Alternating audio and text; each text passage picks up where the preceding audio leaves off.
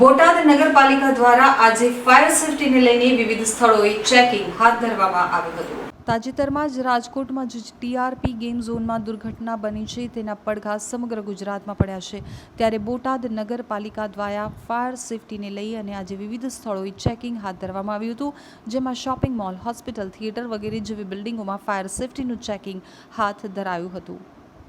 આજે બોટાદ નગરપાલિકા વિસ્તારમાં બોટાદ ચીફ ઓફિસર સાહેબ શ્રી તથા જે ફાયર ઓફિસર છે તેમની તથા પોલીસની સંયુક્ત ટીમો દ્વારા જે પણ બજારમાં આવેલી સંવેદનશીલ જગ્યાઓ છે તથા હોસ્પિટલો છે, જે આઈસીયુ છે, આ તમામ જગ્યાએ ચેક ઇન કરવામાં આવ્યું હતું અને ત્યાં જે પણ જગ્યાઓમાં જરૂરી પૂરતાઓ કરવાની છે ત્યાં નગરપાલિકા દ્વારા જે તે માલિકોને સૂચના આપવામાં આવી છે તથા લોકોની અંદર જે પણ આગ લાગવાના બનાવ બને તેનું ત્વરાથી રિપોર્ટિંગ કરે તે હેતુસર પણ ફાયર ઓફિસર દ્વારા પણ સૂચનાઓ છે તે આપવામાં આવી છે। આગામી અન્ય જગ્યાઓ પર મોલ આવેલા છે, કોઈ થિયેટરો કે ત્યાં ચેકિંગ કરવામાં આવશે?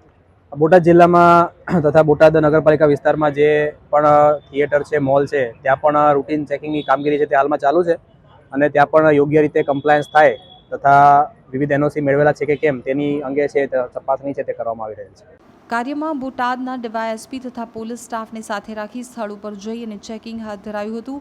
આમ તરસ લાગે ત્યારે કૂવો ખોદવાનું કાર્ય આ સરકાર દ્વારા તેમજ તેના કર્મચારીઓ દ્વારા કરવામાં આવતું હોય તેવું જણાઈ રહ્યું છે। બોટાદમાં ચીફ ઓફિસર દ્વારા તેમજ ફાયર વિભાગ દ્વારા સઘન ચેકિંગ કરી જ્યાં ફાયર સેફટી ન હોય ત્યાં નોટિસ આપી અને તાત્કાલિક ધોરણે ફાયર સેફટી લગાવવા કાર્યવાહી હાથ ધરવામાં આવી હતી તેમજ જે સ્થળે સેફટીના સાધનો ઉપલબ્ધ છે તેનું પણ ચેકિંગ કરવામાં આવેલ હતું। હા, આજે બોટાદ શહેર વિસ્તારમાં ફાયર સેફટીના એંગલથી જ્યાં તપાસ કરવાની જરૂર હોય એવી ખાસ કરીને હોસ્પિટલ, ભૂતકાળમાં આગ લાગી હોય એવી જગ્યા, એ બધાની તપાસણી ડીવાયએસપી સાહેબ સાથે અમે સંયુક્તપણે કરી છે। ક્રિષ્ના હોસ્પિટલ અને મેઘાણી હોસ્પિટલની તપાસ ખાસ કરી બંને જગ્યાએ આઈસીયુ છે। ક્રિષ્ના હોસ્પિટલને જરૂરી સૂચના આપી છે, ઇન્ડોર પેશન્ટ રિમૂવ કરવાની સૂચના આપી છે। મેઘાણી હોસ્પિટલમાં લગભગ કોઈ કમી નથી, ફાયર એક્સટિંગ્વિશર એક્સપાયર થયેલા છે એને રિન્યૂ કરવાની સૂચના છે। ફાયરની જે ડેટ પૂરી થઈ છે અને એ હોસ્પિટલની અંદર લગાવવામાં આવ્યા છે, બરાબર, એ એક શોભાના ગાંઠિયા સમાન ન કહી શકાય ના, આ હોસ્પિટલમાં જે પાણીથી જે સિસ્ટમ ચાલે ને હોઝરીલ એકદમ કાર્યરત છે અને અમે ચેક કરી એટલે આગના વાસ્તવિક પ્રસંગમાં એનો ઉપયોગ થાય અને વધારે અસરકારક હોય છે એટલે ચિંતા નથી।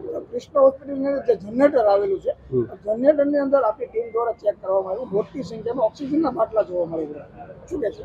ત્યાં સૂચના આપી દેવામાં આવી છે, કાલ સવારે જ આજ રાત્રે કોમ્પ્લાય કરશે, કાલ સવારે ફરીથી ચેક કરવાના છે। જો જે સૂચના આપી છે અને ફોલો નહીં કર્યું હોય, પાલન નહીં કર્યું હોય તો આગળની એક્શન કરાશે।